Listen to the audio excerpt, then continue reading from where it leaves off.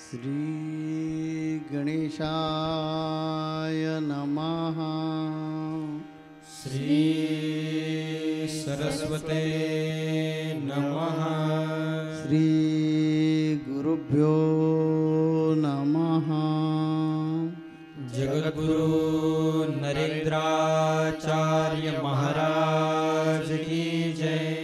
सद्गुरु काड सिद्धेश्वर महाराज की जय। संत शिरोमणि गजानन महाराज की जय। आद्य जगद्गुरु रामानंदाचार्य महाराज की जय। सियावल्लभ रामचंद्र की जय। गुरुर्ब्रह्मा गुरुर्विष्णू गुरुर्देवो महेश्वरा। गुरुर्साक्षात् परब्रह्म तस्मै श्री गुरवे नमः। सार्थ श्री ज्ञानेश्वरी अध्याय 8वा। श्रीराम तो हा सकळ जीवांचा विसावा, नैष्कर्म्य सुखाचा ठेवा। परी उघड करुणी पांडवा दाविजत असे। पहिली या वैराग्य इंधन परिपूर्ती, इंद्रिय नळी प्रदीप्ती। विषय द्रव्याची आहुती देऊनिया। मग वज्रासन तेची उर्वे, शोधिनी आधार मुद्रा बरवे। वेदिकारचे मांडवी शरीराच्या, तेथय संयमाग्नीची कुंडे। इंद्रिय द्रव्याचे नी पवाडे, यजिजते उदंडे युक्ती घोषे। मग मन प्राणय संयमो, हाची हवन संपदेचा संभ्रमो। येणे संतोष विजे निधर्मो ज्ञानानुळ। ऐसे हे सकळ ज्ञानी समर्पे, मग ज्ञान ते हारपे। पाठी यज्ञेची स्वरूपे निखिली उरे। तया नावगा अधियज्ञो, ऐसे बोलिला जव सर्वज्ञो। तव अर्जुन अति प्राज्ञो, तया पातले ते। पुंडलिक वरदे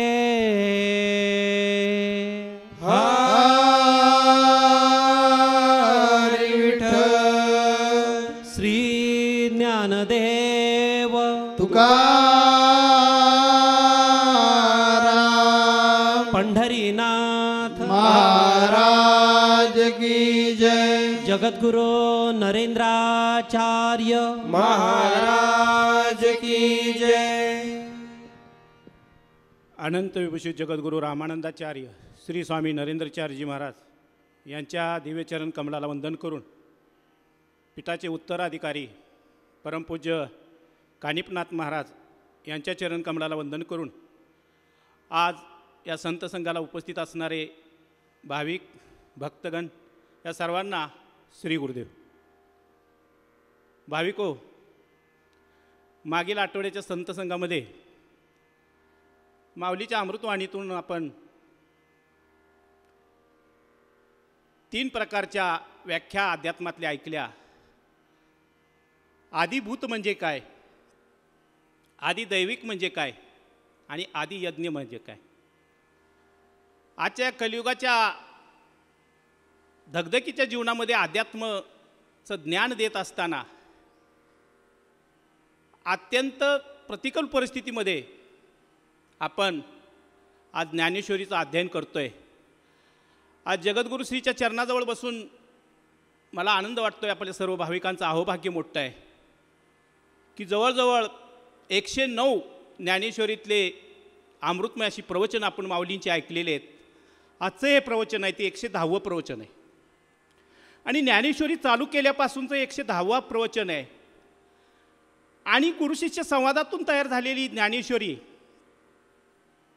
त्याच भूमिकेतून जगद्गुरु श्रींच्या चरणकमलाजवळ बसून आपण सर्व बालकं त्याचा अमृतपान करतोय.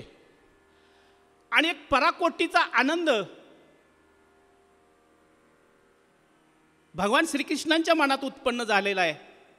तोच आनंद, तेवढाच आनंद उत्कृष्ट श्रोता म्हणून अर्जुनांच्या मनात सुद्धा तयार झालेला आहे. आणि दोघंही समाधानाच्या परमोच्च बिंदूवरती पोचलेला असताना हा विषय सांगण्याचं भाग्य मला जगद्गुरु श्रींच्या दिव्य उपस्थितीमध्ये मिळतंय. अहो भाग्य आहे आपलं मोठं, की मागच्या संत संघामध्ये जगद्गुरु श्रींनी आदियज्ञाचा उल्लेख केला की गुरूंना अपेक्षित असणारी जी सेवा आहे ती सेवा ते नैष्क कर्म आहे. हे कुठलाही स्वार्थ न ठेवता करणं आणि गुरुचरणाची सेवा करणं आणि त्या सेवेच्या माध्यमातून आपला उद्धार करून घेणं, यालाच आदियज्ञ असं म्हटलं आहे. आणि ज्ञानेश्वर माऊलींनी त्याची सुंदर असं उल्लेखन केलं आहे की आदियज्ञ हा सकळ सुखाचा ठेवा. किती सुंदर वर्णन केलं आहे बघा, की जी सगळी सुखं आपल्याला हवी आहेत त्या सगळ्या सुखाचा मुख्य ठेवा काय आहे तर तो आदियज्ञ आहे. आणि तो आदियज्ञ का करायचा आहे ते जगद्गुरु श्रींनी अतिशय सोप्या भाषेत सांगितलं. त्याच्यानंतर पुढं सांगतायत ज्ञानेश्वर माऊली की निष्काम कर्म आहे की नैष्क कर्म आहे ह्या सगळ्या जीवाचा विसावा आहे. आपण कर्म करत असतानाच आपल्याला विश्रांतीची गरज असते, पण भगवंतांनी सांगताना असं सांगितलं की त्या कर्मातच आनंद करा आणि ते निष्काम कर्म करा आणि तोच सगळ्या सुखाचा ठेवा आहे. असा गुरुशिष्यांचा संवाद चालला एका पराकोटीच्या उच्च ज्ञानापर्यंत. भगवंत ज्ञान देत असताना अर्जुनाची उत्कंठा अशी शिगेला पोचली आहे. आणि मग आदियज्ञ म्हणजे समजलं आणि मला ब्रह्म म्हणून पण समजलं असं अर्जुन म्हणण्याच्या अगोदरच भगवान श्रीकृष्णाला आनंद झाला. आणि एक कृपा कटाक्ष जो असतो की ज्या कृपा कटाक्षाचा आनंद आपण माऊलीच्या सान्निध्यात आल्यापासून कितीतरी वेळा घेत असतो, तो कृपा कटाक्ष अगदी तसाच भगवंतानी श्रीकृष्णाने अर्जुनाकडे टाकला. आणि प्रश्न विचारायच्या अगोदरच त्याच्या मनातली जी भावविभरता आहे ती जाणली. आणि भगवान श्रीकृष्ण अर्जुनाला म्हणतायत, अरे अर्जुना, तुझ्यासारखा इतका सुंदर ऐकणारा वक्ता मी आत्तापर्यंत कधीच जाणला नाही रे, पाहिला पण नाही. आणि त्यामुळं माझ्या मनात असलेला जो आध्यात्मिक ज्ञान आहे किंवा आध्यात्मिक बोध आहे तो मला सांगण्यासाठी माझं मन इतकं आतुर झाले, ते काही कळणच झाले मला, काय सांगून काय नको तुला असं मला झाले. आणि त्यावेळी भगवान श्रीकृष्णाला अर्जुन म्हणतायत, भगवंत असं का करताय हो, तुम्ही मला असं आनंदानं म्हणताय पण मला ऐकताना इतका आनंद झाला आहे की मला तुम्हाला अजून किती प्रश्न विचारावे, अजून किती प्रश्न विचारावे, अजून किती प्रश्न विचारावे, यामध्ये मी असा इतका तल्लीन झालो आहे आणि मी माझं सर्वस्व विसरून गेलो आहे. आणि असा एक संवाद चाललेला असताना या क्षणामध्ये भगवंत अर्जुनाची स्तुती करतायत. आणि अर्जुनाची स्तुती केल्यानंतर तिथं अर्जुन नम्र झाला आणि भगवंताला म्हणतात अर्जुन भगवंताला की भगवंता नको रे, मला असं नका थोडंसं स्तुतीमध्ये नेऊ, मी तुमचा दास आहे, मी तुमचा चरणरज आहे, तुम्ही म्हणताय तो बोध मला होतोय, एक कठीण बोध तुम्ही सोप्या पद्धतीनं मला आत्मबोध करताय, हा असाच चालू राहू द्या. आणि अशा वेळी ज्ञानेश्वर माऊली ज्ञानेश्वरीचं वर्णन करताना करतात असं की ज्ञानेश्वरी म्हणजे एक त्रिवेणी संगम आहे असं ज्ञानेश्वरी माऊली म्हणतात.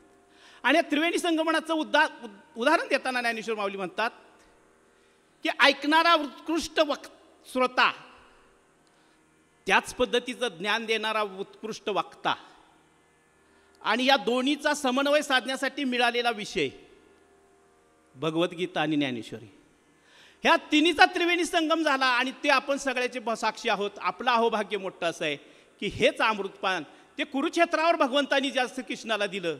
आणि मागच्या काय प्रवचनामध्ये जगद्गुरु श्रीने अमृतवाणीतून सांगितलं की त्या काळात सुद्धा मी होतो, पण तुम्ही ज्यावेळी तुमचे ज्ञानचक्षु काढून पाहाल त्यावेळी तुमच्याही लक्षात येईल.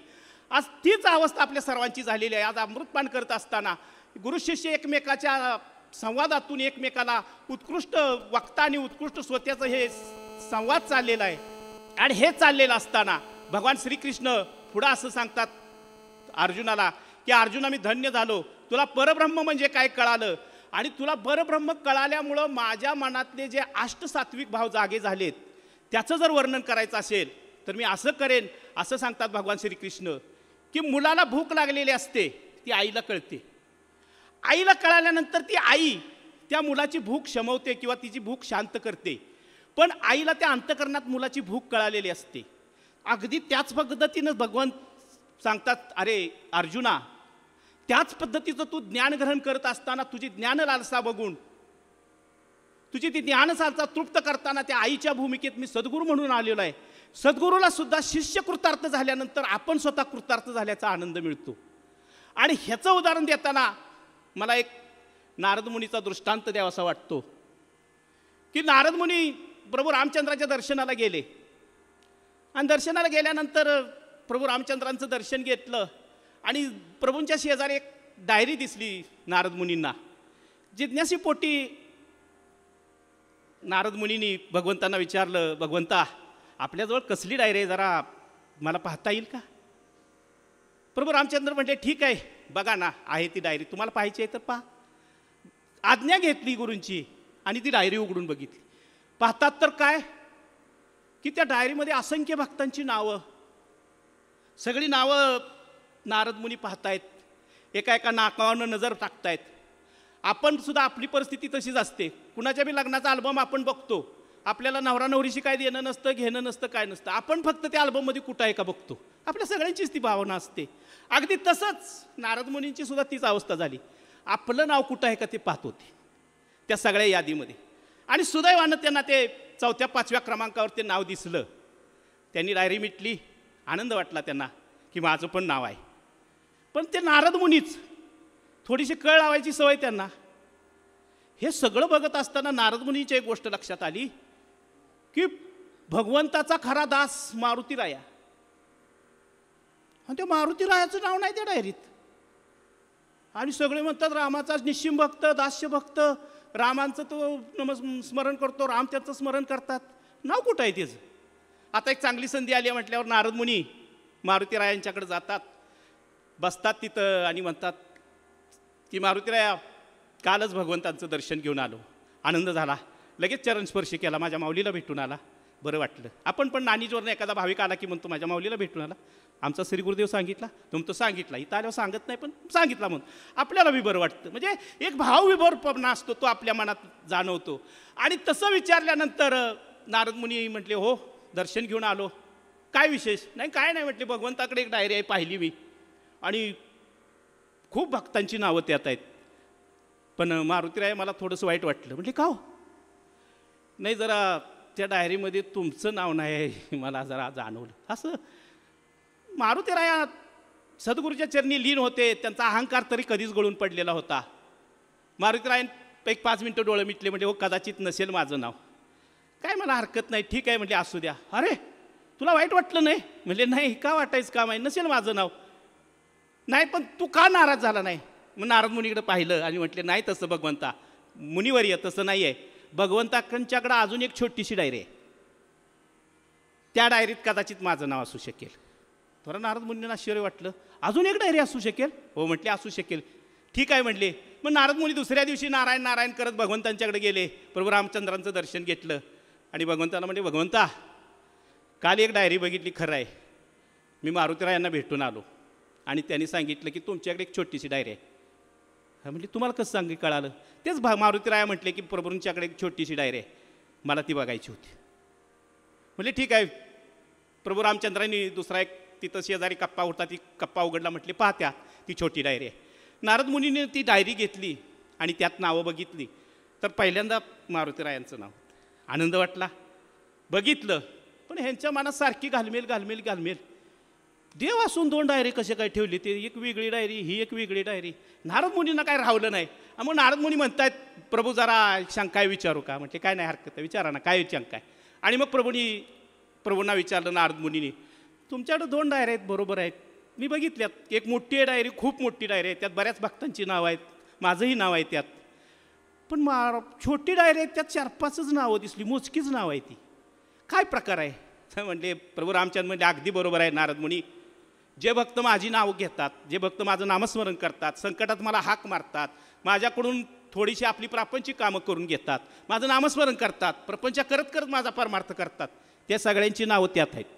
त्यात तुमचं बी नाव आहे. हो म्हटले, बरोबर आहे, आम्ही पण जरा थोडं स्वार्थी आहे. पृथ्वीवर कुठं अडचण आली की तुमचं नाव घेतो, मग त्यातून सुटतो. त्यामुळे आम्ही तुमचं संकटाच्याच काळीच नाव घेतो. त्यांची नावं त्यात आहेत, म्हणजे जे भक्त माझं नाव घेतात त्यांची नावं त्यात आहेत. आणि ही छोटी डायरी भगवंत म्हटले, त्या डायरीमध्ये ज्या भक्तांच्या नावाचा मला ध्यास लागलेला असतो, ज्या भक्तांचं नाव मला सतत घ्यावंसं वाटतं, त्या भक्तांची त्यात नाव आहेत.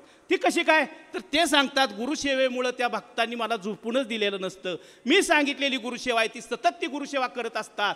त्यामुळं राम हमारा जप करे हम बैठे आराम, या उक्तीप्रमाणे त्या भक्तांची नावं त्यात आहेत. त्या भक्तांची नावं घेतल्याशिवाय मला दिवसात चैनच पडत नाही. भाविक, आपण एवढे मोठे भाग्यवान आहोत की जगद्गुरु श्रीनी हा जगन्नाथाचा रथ आपण आध्यात्मिक बोधातून आपल्याला या श्री संप्रदायामध्ये आपण त्यांच्या मार्गामध्ये आलो. आपण सुद्धा सर्वांची हीच भूमिका अशी असली पाहिजे की आपण गुरुकार्य असं करावं, गुरुसेवा अशी करावी, गुरुकार्याला आपण स्वतः असा वेळ द्यावा की भगवंताला सुद्धा आपलं नाव घेणं भागच पडेल. असा भगवंत, असा भक्त, असा शिष्य तयार व्हायला पाहिजे. आणि ज्ञानेश्वरीमध्ये ज्ञानेश्वर माऊलींच्या ती पराकोटीचं ज्ञानाचा जो संदर्भ आला आहे तो या संदर्भात आलेला आहे की आपण सुद्धा सद्गुरूंच्या हृदयात स्थान मिळवायचं असेल, त्याच्यासाठी काय दुसरी गोष्ट लागत नाही. की जगद्गुरु श्रीनी मागच्या आठवड्यात त्या अभंगातच सांगितलं, पाय तुझे रे गुरुराया, हीच माझी देवपूजा. माझी देवपूजा वेगळी काय नाही की सद्गुरु चरणाची, सद्गुरु गुरु आज्ञेची जी काही आज्ञा असेल, जे काही गुरुकार्य असेल, त्या गुरुकार्यात आम्ही ज्या वेळेला रतमस्तक होतो, ज्या वेळेला स्वतःला झुकून आपल्या शरीराचा, तनाचा, मनाचा, धनाचा विचार कुठल्याही प्रकारचा न करता पूर्ण अगदी शरणागत होऊन ज्यावेळेला आम्ही गुरुकार्य करतो त्यावेळेला सुद्धा भगवंत आपलं नाव घेत असतात. आणि भाविको, हे सांगत असताना भगवान श्रीकृष्णाने तो अर्जुनाचा भाव बघितला आणि त्यांचे अष्टसात्विक भाव जागे झाले. अतिशय अध्यात्मातला एक पराकोटीचा हा अष्टसात्विक भावाचा जो उल्लेख आहे तो भगवान श्रीकृष्णाने केलेला आहे. स्वतः भगवान श्रीकृष्ण सांगतात की माझा अष्टसात्विक भाव जागा झाला. आणि जागा झाल्यानंतर तो त्यांना या कुरुक्षेत्रावरती व्यक्त करता येणं अवघड होतं, म्हणून तो त्यांनी तसाच दाबून ठेवला. आणि एक कृपाळू दृष्टीनं पुन्हा एकदा अर्जुनाकडे बघितलं की जशी कासव आपल्या पिलाचं भरण पोषण फक्त नजरेनं करते, त्यांना काय अन्न पाजत नाही, त्यांना काय दुग्धपान वगैरे करत नाही, फक्त नजरेनं त्याचं भरण पोषण करत असते. गुरूंची कृपा किंवा गुरूंची कृपादृष्टी आपल्याला सुद्धा अशीच मिळत असते. आणि ती कृपादृष्टी अर्जुनाला मिळाल्यानंतर भगवान श्रीकृष्णाचे अष्टसात्विक भाग जागे झाले.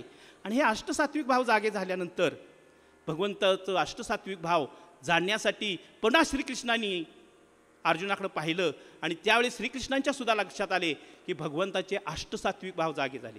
हे अष्टसात्विक भाव काय आहेत, एक छोट्याशा 2-3 ते अष्टसात्विक भाव आहेत ते मी सांगतो. पहिलाच भाव आहे तो स्तंभ म्हणतात त्याला. स्तंभ म्हणजे असं आहे की त्या आध्यात्मिक ग्रंथामध्ये परमेश्वर असा उल्लेख केला आहे. मी इथं सगळ्या या ज्ञानेश्वरीच्या माध्यमातून सद्गुरू हा तिथं उल्लेख करणं गरजेचं आहे. कारण स्तंभ हा एक भाव आहे आपल्या मनातला. आणि हा कधी जागा होतो तर ज्यावेळेस सद्गुरूंची आपली भेट होती आणि भेट झाल्यानंतर सद्गुरूंच्या त्या दिव्य मूर्तीकडे पाहिल्यानंतर आपल्यातला जो भाव जागा होतो त्याला स्तंभित होतो आपण. अरे बापरे, आजच नाही पाहत मी माऊलीला, ह्याच्यापूर्वी सुद्धा कधीतरी पाहिलंय, असं काही क्षणासाठी आपल्या डोक्यात विचार येऊन जातात आणि आपण स्तंभित होतो, त्याला स्तंभ म्हणतात. दुसरा जो अष्टसात्विक भाग आहे त्याला रोमांस म्हणतात. की सद्गुरूंच्याकडे आपण पाहिलं आणि सद्गुरूंनी आपल्याकडे पाहिलं की आपल्या अंगावर शहारे येतात आणि शहारे आल्या आल्या आपल्या अंग सगळं असं पुलकित होतं, त्याला रोमांस म्हणतात. हा एक सात्विक भाव आहे. दुसरा आहे तो स्वरभंग म्हटलंय. हा स्वरभंग असा असतो की सद्गुरूंच्या प्रतिमेकडे, भव्यतेकडे, दिव्यतेकडे बघितल्यानंतर आपण आपलेच राहत नाही, आपल्या मुखातून शब्दसुद्धा येत नाहीत, आपण असं सद्गतीत होतो. आणि एखादा शब्द जरी बोलायचा असला तरी तो आपण भावविभोर होऊन आपल्या मुखातून शब्द येत नाहीत, त्याला स्वरभंग असं म्हणतात. तिसरा प्रकार आहे तो अश्रू. हे अश्रू आता आपण सगळा त्याचा अनुभव घेतोच. कधी प्रेमानं येतात, कधी दुःख असल्यावर येतात, कधी माऊलीने डोक्यावर हात ठेवल्यावर येतात, कधी कधी वाकताडण केल्यावर हसत हसत म्हणतात आज माऊलीने फुलं टाकली बरं का, म्हणजे हसत हसत म्हणायचं पण डोळ्यात पाणी येतं. कधी कधी प्रबोधन पडल्यावर पण पागं जायचं अश्रू पुसायचे, आज फुलं पडली बरं का असं म्हणायचं. म्हणजे हा अश्रूसुद्धा सद्गुरूंच्याकडे पाहिल्यानंतर होतात. हर्ष आहे तो, मनात हर्ष, तो इतका आनंद आहे, तो वर करणे आनंद नाही, तर अंतकरणातनं आलेला आनंद आहे. सद्गुरूंना पाहिल्यानंतर ह्या जीवनामध्ये हेच पाहायचं होतं की इतक्या दिवस जे पाहायची मी वाट बघत होतो, आज ते परब्रह्म मी माझ्या डोळ्यांनी पाहिलं आणि त्या अंतकरणातून झालेला आनंद आहे, त्याला हर्ष म्हटलं जातं. सद्गुरूंना पाहिल्यानंतर मनामध्ये एक कंप तयार होतो, सगळं शरीर असं थरथरतं आणि तीच शरीरावरचा आपला ताबा सुटतो, त्याला कंप म्हणतात. तिसरं सातवं आनंदाचा हल्लाल को आनंदाचा, बरोबर माऊलीने अगदी बरोबर सांगितलं की आनंद विभोर होऊन आपण आपले राहत नाही. आणि सातवा प्रकार आहे तो विवरण. विवरण म्हणजे आपल्यातले त्या क्षणापुरते षडविकार नष्ट होतात. आपण पहा, आपल्या जीवनात सुद्धा हे अष्टसात्विक भाग जागे होतात. आपण फक्त त्या मुद्द्याला जात नाही. आता इथं आपण सगळे बसलोय, तुमच्यासकट मी पण. ज्या वेळेला मी अष्टसात्विक भाव वाचले त्यावेळी माझ्या लक्षात आलं की माऊलीकडे ज्या वेळेला आपण येतो, ज्या माऊलींच्या गुरुकार्य करतो, त्यावेळेस सगळे अष्टसात्विक भाव आपल्यामध्ये घडत असतात.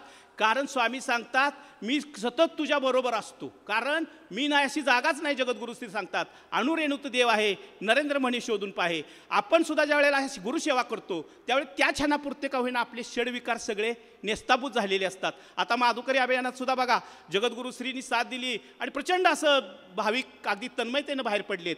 देहदान असू द्या, रक्तदान असू द्या, सामाजिक उपक्रम असू द्यात, कुठलाही गुरुकार्य असू द्यात, त्याच्यात ते भावविभोर होऊन आपण विकार आपले विसरतो. त्याला विवरण म्हटलंय अष्टसात्विक भावामध्ये. आणि शेवटचा जो प्रकार आहे तो स्वेद.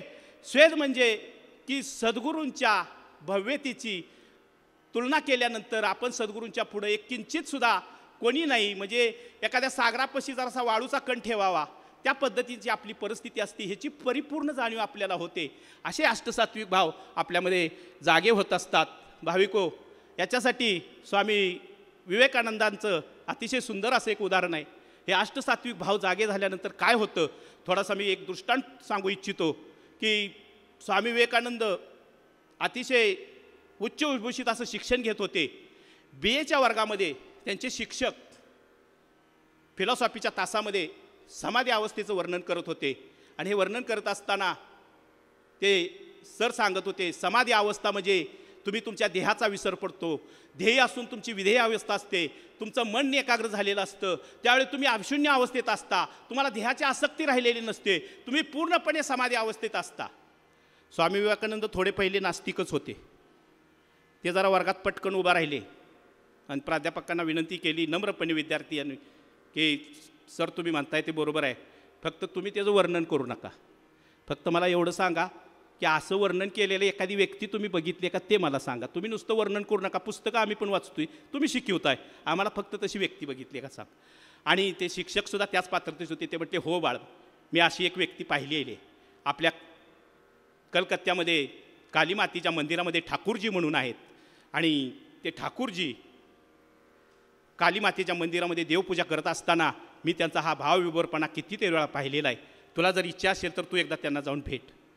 स्वामी विवेकानंदांच्या मनात नेहमी प्रश्न तयार झालेले असायचे आणि ते प्रश्न मी कुणाला तरी संतांना सद्गुरूंना विचारीन म्हणून त्यांच्यातला तो अवकळपणा खेळकरपणा सारखा असा उचंबळून यायचा. ते कालीमातेच्या मंदिरात गेले. रामकृष्ण परमहंस देवीच्या पूजेमध्ये गर्क होते. देवीची साई पूजा वगैरे झाली.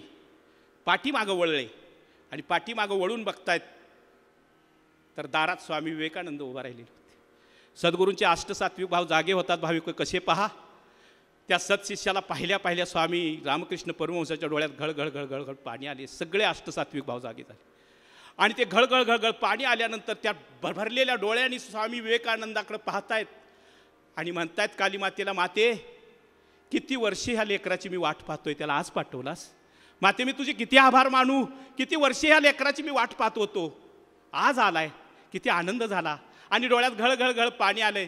स्वामी विवेकानंद फक्त बघतायत त्यांच्याकडं की हे काहीतरी जादूटोणा करतील म्हणून लांबच बघतायत, लांबच असं उभा राहतायत.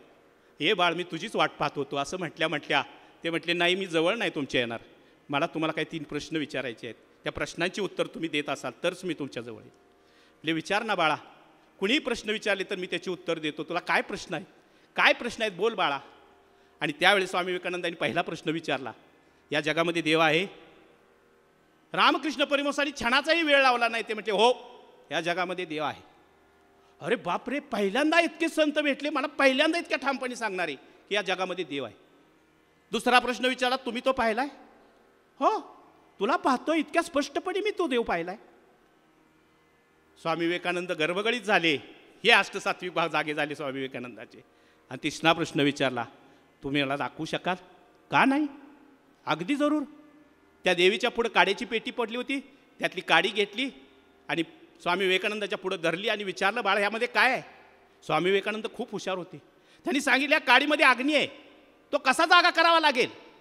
स्वामी विवेकानंद म्हटले, ती काडी घासावी लागेल, मग ती प्रज्वलित होईल. अगदी बरोबर. तुझ्यासुद्धा हृदयात देव आहे, संतांच्या सानिध्यात जाऊन तिला प्रज्वलित करावं लागेल. ये बाळ इकडं पुढं. आणि पायाच्या अंगठ्याचा स्पर्श केला. ठाईच लावली अखंड समाधी, संपली उपाधी अविद्येची माझी जगद्गुरू माऊली जशी म्हणते. काळसिद्धेश्वर महाराजांना पाहिल्यानंतर तोच साष्टसात्विक भाव रामकृष्ण परमहंसांनी स्वामी विवेकानंदाच्या मनात निर्माण केला आणि भाविको या जगाला एक मोठा आध्यात्मिक ज्ञान देणारा स्वामी विवेकानंद तयार झाला. हे अष्टसात्विक भाव आज तुमच्या आमच्याकडे पाहिल्यावर सुद्धा माऊलींच्या मनात तयार होतात. की मगाशी ताईंनी जसं सांगितलं की आपण अजून अर्जुनाच्या भूमिकेत गेलेलो नाही भाविको. ते जाण्यासाठी रात्रंदिन करतीस आहे असं रात्रंदिन स्वामी आपल्यासाठी हे प्रवचन, वेगवेगळ्या प्रकारचं आध्यात्मिक ज्ञान, ही ज्ञानेश्वरी, हे ऑनलाईन सत्संग, वेगवेगळ्या प्रकारचे सामाजिक उपक्रम आपण घडायचं आहे. आपल्याला माऊलींनी त्या पदावरती सोडण्याचा प्रयत्न करतायत. मला लाखो नरेंद्र महाराज तुमच्या आमच्यातून तयार करायचे आहेत, अशी ही स्वामींची तळमळ आहे. ती तळमळ जगद्गुरुश्रींनी माझ्यासह आपल्या सर्वांची पूर्ण करावी, असे आपल्या सर्वांच्या वतीनं जगद्गुरुश्रींच्या दिव्यचरणी आज या फार सुंदर अशा विषयामध्ये जगद्गुरुश्रीच्या चरणी तुमच्या सर्वांच्या वतीनं आपण करूया. आणि माऊलींना सांगूया की माऊली, तुम्ही खरंच आम्हाला असं घडवा की जसा श्रीकृष्ण घडवला अर्जुनानं, जसा स्वामी विवेकानंदांना रामकृष्ण परमहंसांनी घडवलं, जसं बाप्पांनी तुम्हाला घडवलं, तसं आम्ही कशी बी येडे गाबाळे असू द्या, पण आम्हालाही तुम्ही माऊली घडवा, अशी माऊलीच्या चरणी आपण प्रार्थना करूया. आणि हे पुष्प आहे ते खरोखर मला कानिपदादांची आठवण येते की अष्टसात्विक भाव जागे झाले अगदी लहान वयात. भाविको, तुम्ही आम्ही जाणलं का नाही माहीत नाही, पण वयाच्या 25व्या वर्षी हे बालक परभणीच्या मठावरती आपल्या 3 दिवस शिबिर घेतलं. या शिबिरामध्ये ती अमृतवाणी ऐकल्यानंतर माऊली खरोखर अंतकरण भरून आलं की गुरुकृपेचे अष्टसात्विक भाव जागे झाल्यानंतर आमचे उत्तराधिकारी कानिपनाथ महाराज काय अमृतबोध करतात. परभणीच्या मठामध्ये ज्या शिबिराला जे उपस्थित भाविक होते त्या सर्वांना ह्याचं ज्ञान मिळालं. माऊली, तुम्ही निश्चिंत राहा की तुमची बालकं निश्चितच, तुम्ही हा विश्वाचा जो अध्यात्माचा रथ घेतलेला आहे आणि तुमची एक मोठं स्वप्न आहे की हा श्री संप्रदाय विश्वाचा धर्म व्हावा. आणि माऊली, तो विश्वाचा धर्म होण्यासाठी तुम्ही आम्हालाही शक्ती द्या, जशी कानिपदादांना दिली तशी आम्हाला द्या. आणि आपला हा श्री संप्रदाय विश्ववंदनीय व्हावा आणि विश्वाचा धर्म व्हावा, तशी तुमची इच्छा आहे, तसे ते गुरुकार्य आमच्याकडूनही करून घ्यावं. ज्ञानेश्वरीमध्ये हेच मागणं ज्ञानेश्वर माऊली भगवान श्रीकृष्णाच्या आणि अर्जुनाच्या माध्यमातून करतायत. कारण आपला धर्म हा संकटात आहे. आपला धर्म वाचला तर आपण सगळे वाचणार आहे. आणि भगवान श्रीकृष्णाने गीतेत हेच अभिवचन दिले की धर्माला ग्लानी होईल, अधर्माचं राज्य माजेल, साधू संतांचा छळ होईल, त्यावेळी या पृथ्वीवरती मी पुन्हा पुन्हा पुन्हा पुन्हा अवतार घेऊन येईल. आणि असाच अवतार घेऊन जगद्गुरू श्री माऊली आलेत. माऊली, आमचे जे काही भ्रम आहेत, आमचे जे काही विकल्प आहेत, ते वेगवेगळ्या माध्यमातून आमचे दूर करा, अशी पुन्हा एकदा आपल्या सर्वांच्या वतीनं माऊलीच्या चरणी. भगवान कृष्ण अर्जुनाला सांगतात की अर्जुना, हे सगळे प्रश्न तू आता ऐकलेले आहेस. आता एकच मला शेवटचं सांगायचं आहे, ते म्हणजे ज्या वेळेला माया जाळणारी, ही माया जी आहे ती आपल्याला जाळते विचारानं, वेगळ्या प्रश्नाने, वेगळ्या शंकाने, वेगळ्या विकल्पाने. ती जिथे संपते ना, तिथं ज्ञानही संपून जातं आणि एकच कोरं राहतं, ते म्हणजे ब्रह्म. तर त्याची प्राप्ती करणं हे माणसाचं अंतिम ध्येय आहे. अर्जुना, तुझं अंतिम ध्येय आहे. अशा प्रकारचा बोध करून भगवान कृष्ण अर्जुनाच्या मनातल्या ज्या शंका होत्या त्या शंकांचं त्यांनी निरसन केलेलं आहे. तरीसुद्धा अजून पुढे हा संवाद आपल्याला ऐकायचा आहे. आपल्याला वेळेचं बंधन असल्यामुळे या ठिकाणी आपण रजा घेऊया आणि पुढच्या संत संघामध्ये 2 गुरु शिष्यामधला जो संवाद आहे तो अजून ऐकण्याजोगा आहे, फार म्हणजे उत्सुकता ताणणार आहे. तो पुढच्या संत संघामध्ये आपण ऐकायचा आहे. जगद्गुरु नरेंद्राचार्य महाराज की जय. सद्गुरु काडसिद्धेश्वर महाराज की जय. संत शिरोमणी गजानन महाराज की जय. आदि जगद्गुरु रामानंदाचार्य महाराज की जय. सिया वल्लभ रामचंद्र की जय.